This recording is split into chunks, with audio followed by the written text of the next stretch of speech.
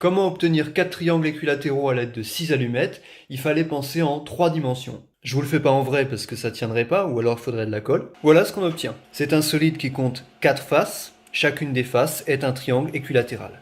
1, 2, 3 au fond, 4 la base. Combien de faces a ce ruban? Alors ce ruban, il est très simple à construire et on va le faire.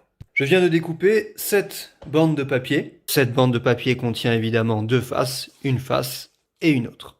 Maintenant, au lieu de coller les extrémités comme ça et former un anneau, je vais ici retourner le papier de façon à le coller comme ceci.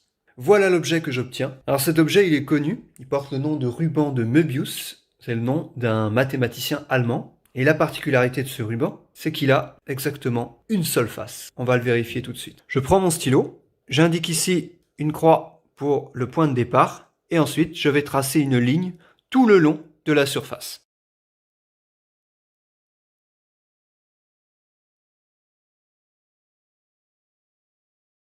Et voilà, j'ai tracé une ligne avec mon stylo.